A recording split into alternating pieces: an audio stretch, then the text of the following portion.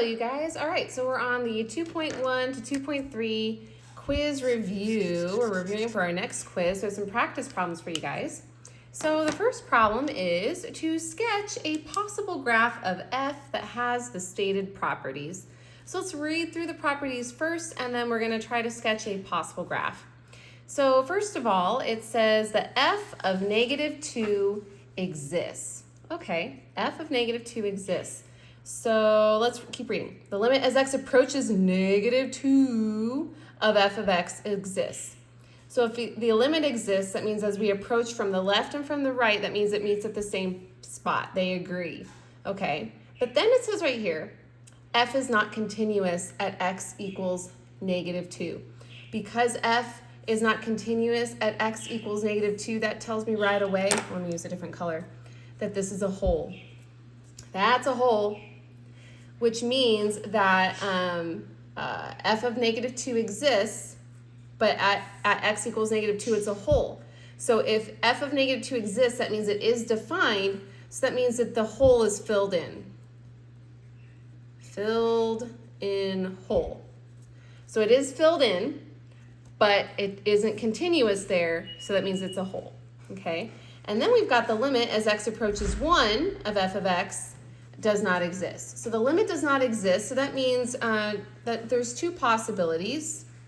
Because the limit doesn't exist at an x value of 1, that means that we could have a jump discontinuity, or typically it's a asymptote, vertical asymptote, okay? So there's a couple different ways that we can graph this, and it even says right here that answers are gonna vary, okay? So here's how I'm gonna graph it. And your answers could be different than mine as long as it meets all of these conditions. First of all, we have a hole at x equals negative 2. So negative 2 on my graph is right here, okay? So I'm just gonna pick a spot above it. It doesn't matter, it could be, the hole could be above the negative 2, it could be on a 0, or it could be down below. I don't know where it is. I'm just gonna say it's right here. So, because answers vary on that. They didn't tell us exactly where it is, it just said that the x value is negative 2 and there's a hole there, okay? And we're gonna also fill in that hole somehow, so I'm just gonna fill it in up here. Still the x value is negative 2, but now it's defined at negative 2 to fill in that hole, that removable discontinuity. All right, and then we know that there is a limit that does not exist when x is a 1. So x is 1 is right here. And it could be a jump or it could be an asymptote. So I think it'd be easier to graph an asymptote. So I'm just gonna graph a vertical asymptote right there. The graph's a little slanted, so I'm just gonna kind of go with the slant a little bit. But there's my asymptote, okay? And it says that it does not exist. That means it's going to infinity. But it doesn't say which infinity, okay? So the fact that I know something is happening on the right of that asymptote just means that I could have some sort of weird little picture of something going up this way and then coming back down towards that asymptote, going down to negative infinity.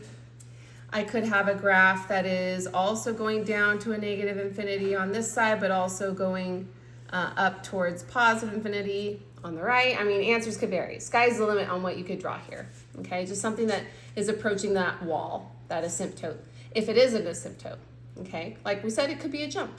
So you could be graphing a jump on there. I just think it's easier to graph the asymptote, and since we don't know, and when we get to answers vary, then go with this one, go with the easier one. Okay, so there's that one, there's our possible graph. But here's the thing though, you guys, we have to make sure that the left and right are connected. We have to show that, that there's something happening at negative 2, and there's something happening at positive 1, and we have to show this connect, that something's happening on the left of that vertical asymptote at 1, and something is happening on the right of that vertical asymptote at 1. We have to show that the limit does not exist. So we have to show that it's going to infinity on both sides. And in this case, it is going down to negative and positive infinity on both sides of that wall. So we're covering all of our bases here, okay?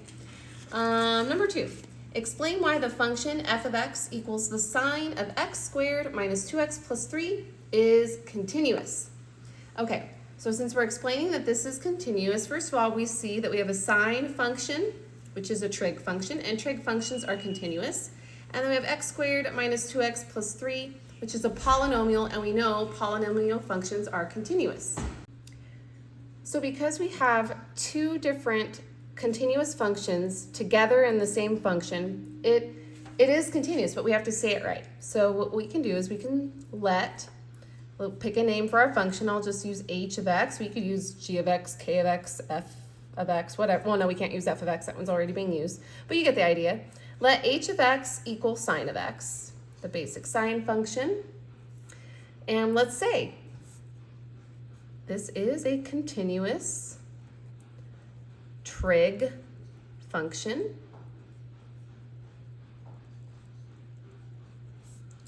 And let's let g of x equal x squared minus 2x plus 3, a continuous polynomial function.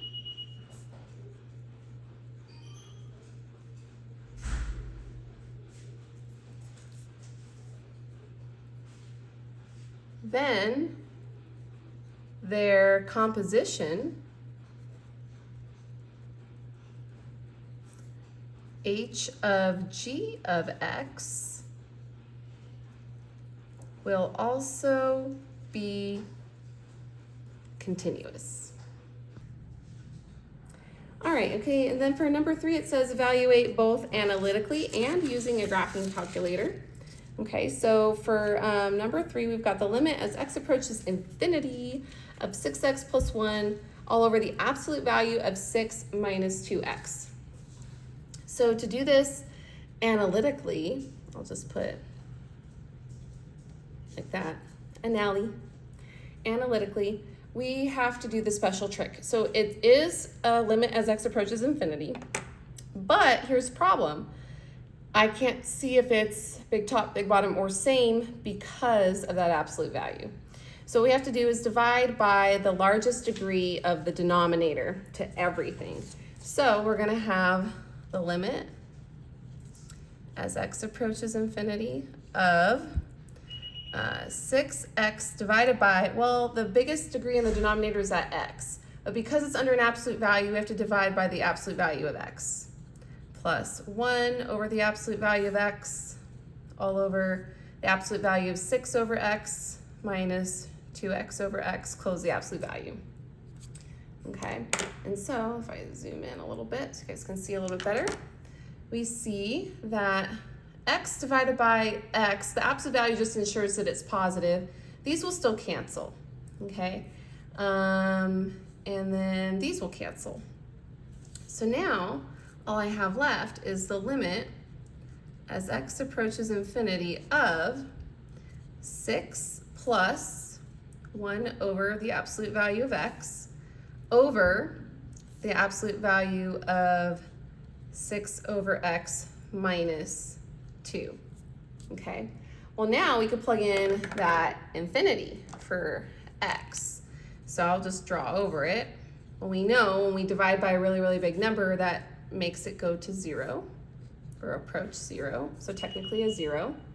And then we have just a 6 in the top divided by the absolute value of -2 in the bottom. Well, remember, absolute value just ensures that it's positive. So when we take the brackets off, it's just a +2. So 6 divided by 2 is 3. So we know that the limit is 3 analytically. So now let's look at it graphically. So by using a graphing calculator. I'm going to use my graphing calculator, although you could use Desmos. So to type it in, you have to hit the y equals button.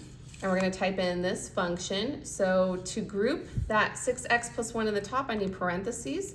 6x plus 1, and then divided by, and now I need those absolute value brackets. So to get the absolute value brackets, you go to math, and then you scroll over to num, and then number 1, abs stand for absolute value, not the abs on your stomach. And you're gonna put 6 minus 2x, and there it is. And then we'll graph it.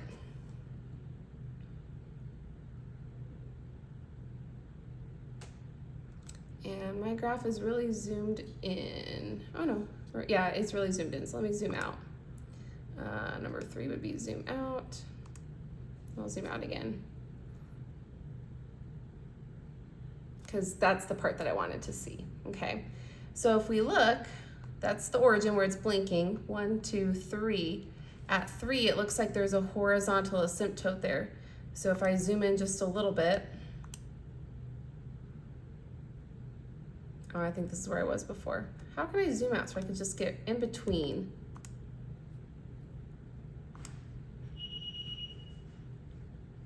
I guess this is as close as I can get it. Okay, so it looks like this one's hitting that horizontal asymptote, and that's why as the limit is going to positive infinity, that means we're going on this side of the graph towards the right, it's flatlining. And because it's flatlining, that horizontal asymptote is the y value, so y equals 3 is the limit. Okay, so we just need to draw that. So we know that this part's going through the origin. Okay, so I'm gonna draw a little graph. I know that I've got a part of it that's going through the origin, like so, okay? That part. And I have this part that is coming down, but it's flatlining at 3. So I just want to show that 1, 2, 3, and kind of have a little line so that I know not to cross it, and I know it's going like this. Which means there also must be a vertical asymptote around here somewhere, and that's if we set this equal to 0, we can find that exact one, but it looks like it's between, looks like it might be at x equals 3 according to the graph. But we don't know for sure, we just need to sketch that. All we need to see is that the y value that it's approaching as it goes to positive infinity is, oh you guys can't see that, I wrote that, is in fact a 3. As it's going towards positive infinity, the y value there is a 3, it's flatlining. Okay, so then number 4, it says evaluate the limit as x approaches infinity of f of x if f of x equals 1/3 to the x plus 4 power plus 2. We got to do this both analytically and with a graphing calculator. So same thing, and they left a graph for us, so that's kind of nice. So analytically is what I'm going to start with. Anally.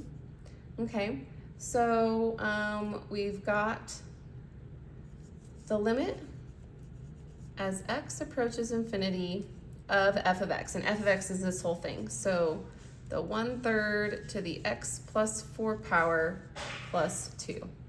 So I'm going to take you back to some Math 2 skills. Whenever you have a fraction raised to a power, you have to raise the numerator and the denominator to that power, right? So if you have 1 raised to the x plus 4 power, and you were to plug in that infinity for x, infinity plus 4 is a really, really big number, but it doesn't matter. 1 raised to any number is still 1. Any positive number is still 1. So we know that the numerator, no matter what the exponent is going to be a 1, because 1 to any positive big number, even if it's 1,000,000,99999, it doesn't matter. 1 to any power is still going to be 1, okay? In the denominator, though, 3 raised to some infinity plus 4 number, that's also going to be 3 to the 1,000,000,000th power, or 3 to the 1,000,000th power. Like, it doesn't matter. It's going to be a really, really big number down there. So I'm just going to put big number. But 1 divided by a big number, oh, don't forget this plus 2 over here. 1 divided by a big number, well, that's the same thing as when you say 1 divided by infinity, because infinity is a really big number, it's going to go to 0. Well, 0 plus 2 is 2, so the limit is a 2. Okay? All right, so then for the graph, we just need to do this graphically. So going clear, going back over here, I need to type in 1/3, so I need parentheses to contain that fraction, and then use the up arrow key to raise it to the x plus 4 power, and then arrow down plus 2, and then I'm going to change my window. Oh, it's already there. Okay, I'll hit graph. Oh, look at that. It flatlines at 2. So that it's approaching a y value of 2. Okay, so we see that on the graph. So if I put a 2 right here, I can just be like, looks like it's coming down. It's looking like that. Looks like it's flatlining at 2 because there's a horizontal asymptote, an imaginary boundary line that it's not going to cross through. It's going to get really, really, really, really close, but it's not going to cross it. So we know that 2 really is the limit as the function approaches positive infinity. Okay, and that's number 4. And on the back, I have it on the next page, but it's technically the back. We have number 5. Says the graph of h of x is pictured below. If g of x equals x squared plus 5, then what is the limit as x approaches negative 2 from the right of h of x plus 3 times g of x? Well, remember those properties about limits. We can break this apart, okay? If the limit exists for h of x and for g of x, then we can find them separately and then follow this, whatever this is telling us to do. So break it apart. So we're going to have the limit as x approaches negative 2 from the right of h of x plus the limit as x approaches negative 2 from the right of g of x. Okay? So for h of x, remember h of x is right here. H of x is the one that's on the graph. G of x is that polynomial function. So as we're approaching a negative 2, so here's negative 2 from the graph. As we approach from the right, the y value that it's at is also negative 2. Negative 2, 2, right? So we know that this is negative 2, and this is from the graph. Okay, that's how we're getting that. Plus, now what we need to do to find what the limit as x approaches negative 2 from the right of g of x is, we just simply have to plug it in to g of x. But I totally forgot something. There's this 3 in front of g of x, so 3 times that limit. My bad, I forgot about that. Okay, so we have 3 times that limit. Well, it's x squared plus 5, that's g of x, and we need to plug in a negative 2 for x. So negative 2 squared plus 5. And now let's clean that up. So we've got negative 2 squared is 4, 4 plus 5 is 9, 3 times 9 is 27. So now we have negative 2 plus 27, which means that this limit is 25. And there it is. Okay. All right, number 6. Guys, you have a free response, your very first free response question on a quiz, and it's going to be tomorrow. It's crazy. So here we go, okay? So you do have FRQs that you have to do in calculus, especially on that AP test. You have a multiple choice part and you have a free response question part, okay? On this part of the quiz tomorrow, you're gonna be given 15 minutes. Yes, it's going to be timed. You have to complete it in that time, and you will not be able to use a calculator at all, okay? Just strictly by hand. But when you're given a free response question, you're not gonna need a calculator to do some heavy arithmetic. It should be pretty simple numbers that you will be able to do by hand. So don't freak out about that, okay? Don't let that be something that scares you. All right, so we've got f of x equals negative 4x plus 1 over x minus 2. And we've got g of x equals this piecewise function, 2x minus 1 when x is less than 2, and ax squared plus 1 when x is greater than 2, okay? So we've got 2 separate functions, and there's questions that only pertain to one or the other, okay? So letter A, it says, is there a value c where the limit as x approaches c of f of x does not exist? Justify your answer, hint, use limits, okay? Well, is there a value c where the limit doesn't exist? Okay, well, what we know about this, first of all, is x can't be a 2 because it will make the denominator 0. So we know we have a vertical asymptote at x equals 2, okay?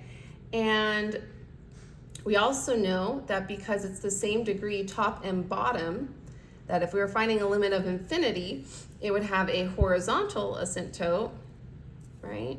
The HA, big top, big bottom, are got same degree, so we have a horizontal asymptote at y equals negative 4. Okay, so we've got that. So if I were to draw a quick picture of this graph, I need 2 and I need 1, 2, 3, 4 on the negative side. I know that I have a VA at x equals 2. I know I have an HA at y equals -4. And we know this is a rational function. So it's either going to be in these two corners or these two corners. So I just got to figure out where is it at? Where's it going? So let's do a little t-chart. Let's squeeze it in up here. So I need to pick a x value on the left of the vertical asymptote and on the right of the vertical asymptote. So I'm going to pick a 1 and a 3. That's all I need. And see where it goes. If I plug in a 1 for x, -4 times 1 is -4. -4 plus 1 is -3. 1 minus 2 is -1. -3 divided by -1 is a +3.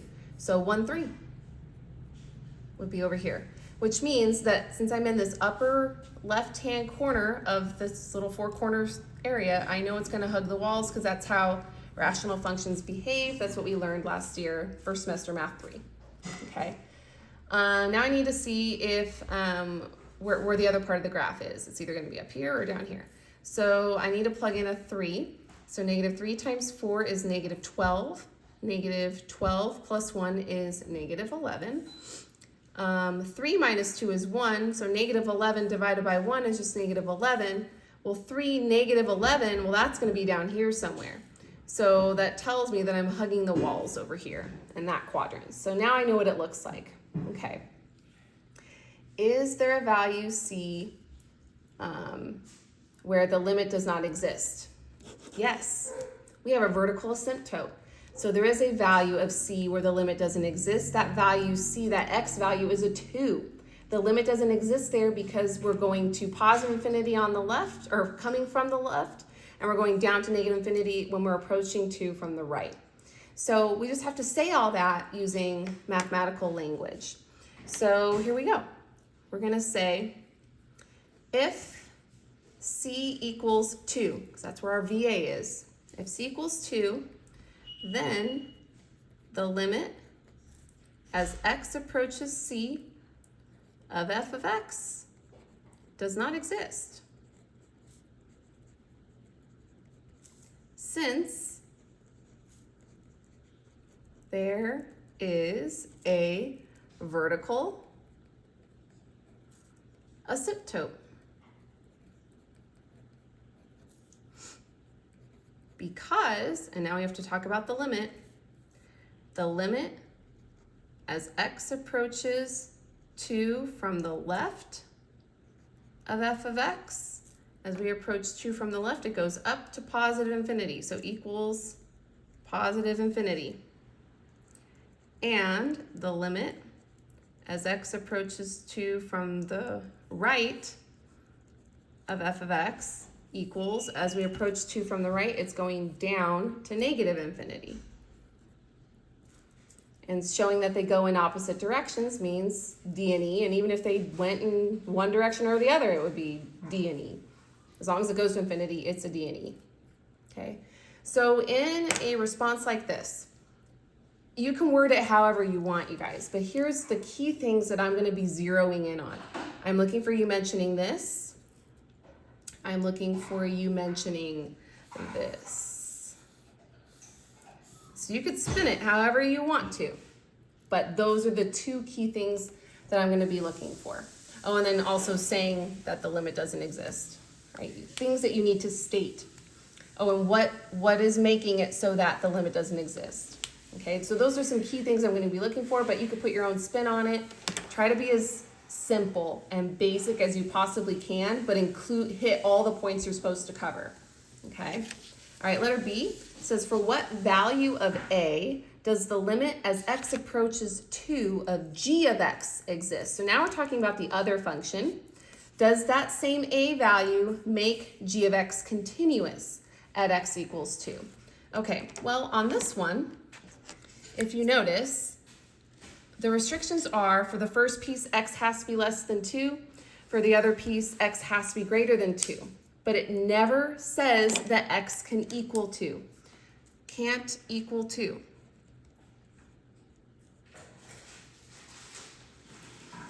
So automatically we know it can't equal 2, so that means it's not going to be continuous. So we already know the answer to that.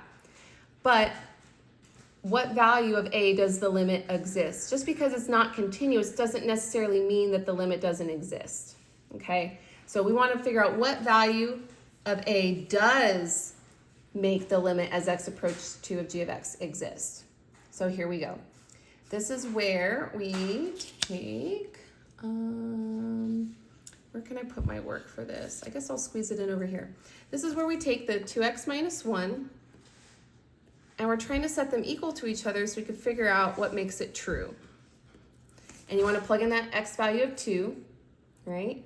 So, because we're trying to find at that value to fill in that hole, we're trying to fill in the hole. So 2 times 2 minus 1 equals a times 2 squared plus 1. Well, 2 squared is 4, so that's a 4a plus 1 here on the right. On the left, 2 times 2 is 4, 4 minus 1 is a 3. And we need to solve for a, so we're going to need to subtract that 1. And so we will get 2 is equal to 4a. Divide both sides by 4, and a is going to equal 2/4, or if you reduce it, it's 1/2. So a is 1/2. There's our a value. For what value of a does the limit exist? Well, we filled in the hole. That a value is a 1/2. Okay. Does that a value make g of x continuous? No, because it can't equal 2. So it doesn't make that continuous. All right, it's not defined. It has to be defined for it to be continuous, and it's not defined. All right, so how do we say this? So here's how we go. If a equals 1/2, because for what value of a does the limit exist? If a equals 1/2, then the limit as x approaches 2 of g of x exists since the limit as x approaches 2 from the left of g of x equals the limit as x approaches 2 from the right of g of x. And we know that that's true because we found the value that makes it true, that makes these sides equal. They meet up at the same spot, okay? So this answers the first question. For what value of a does the limit as x approaches 2 of g of x exist? Okay, so this answers the first question. Now to answer the second question, which we already knew from the beginning wasn't going to be true, or that there's no a value that makes it continuous because it can't, x can't equal 2. Here's how we have to say it. We have to say a equals 1/2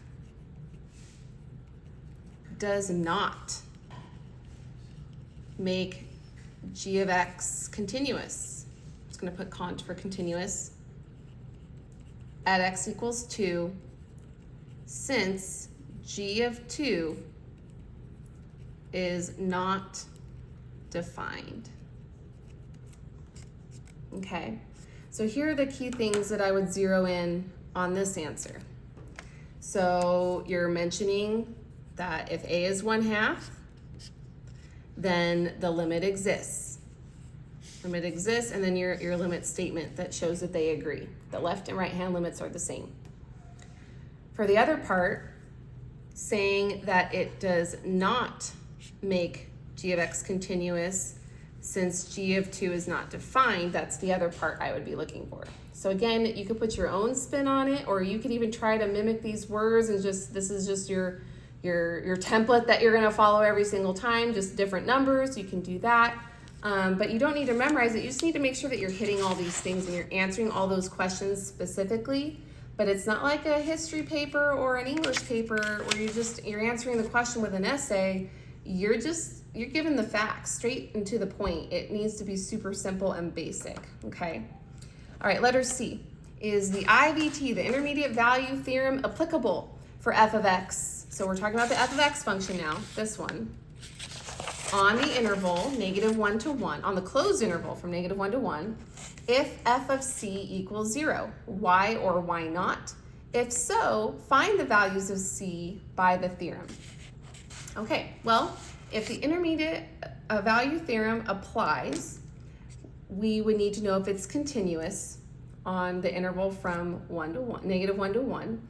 Well, from negative 1 to 1, if we look at our graph here, I have to positive 1, negative 1 will be right here. And if you look at this part of the graph from negative 1 to 1, yeah, it's continuous. So just by looking at the graph on that interval, we know already that, yeah, it's meeting these conditions. It's continuous on negative 1 to 1. Check. We got that checked. Okay. Well, then we need to plug in the low and the high end into the function. So we need to find f of negative 1, and we need to find f of positive 1. Well, we found f of 1 already. We did our little t-chart. Remember, we plugged in a 1 and a 3. I just need the 1, though. It's a positive 3. So when we plug in a positive 1, it's going to be a positive 3. When we plug in a negative 1, though, what are we going to get? So negative 4 times negative 1 is positive 4. 4 plus 1 is 5. So I know the numerator is a 5. In the denominator, negative 1 minus 2 would be negative 3. So it's a negative 5/3, pretty much. Okay, well, if the intermediate value theorem is applicable, that means that this number 0, would be in between those two numbers. Is it? Yeah. 0 is in between. Check. So the IVT is applicable, okay? And then we also need to find the values of C that are guaranteed by this theorem. So now, just to get it ready, let's find C. So I'll just squeeze it down here because I'm going to use all this space to write my write-up. So let's find C. So to find C, that's where you change all the x's to c's. So instead of negative 4x plus 1, it'll be negative 4c plus 1 all over c minus 2. And then you set it equal to the number you want it to equal. You want it to equal 0, because that's what it says. And then we're solving for c. So we've got to multiply by c minus 2 to both sides. Oops, what am I writing? C minus 2. And we know that 0 times anything is 0. These cancel. So I will get negative 4c plus 1 equals 0 still. Subtract the 1 over. So negative 4c equals negative 1. Divide by negative 4. Negative divided by negative is positive. So c is equal to 1/4. Sorry, that's really small, but I needed to squeeze it in there. Or you could totally do this work on a separate sheet of paper. Okay. You'll have plenty of room on your quiz, and if not, I will provide you with paper, or I'll tell you to get out paper if I feel like you need it. All right, so we know what C value will work that are guaranteed by this theorem. Now we just need to write it up. So here it goes. Is the IVT applicable? Yes. The IVT applies since f of x is continuous. That's one of the first things you have to mention on the interval from negative 1 to 1. And you have to state this. We learned this in the last homework assignment. F of negative 1 is less than f of c is less than f of 1. Intermediate value theorem, you have the f of c is your intermediate value, the one in the middle, and then the ends are the ends of our interval. So there exists C in the interval from negative 1 to 1 such that f of c equals 0. And then state the C value, C equals 1/4, period. Okay. And then when you get here, the things that I'm going to be looking for is if it applies or doesn't apply. IVT applies, and then your reasoning why, making sure you state this, and you're stating that there's a C in that interval, and you're stating that it's going to equal what we want it to equal, and you're stating what the C value is. Okay, so practice this. Try to do this on your own. Give yourself 15 minutes, see if you can remember how to write it up. The write-up is key, and it kind of is like a template to follow for preceding FRQs that you're going to have. All right, you guys, I hope this helps. Have a good night.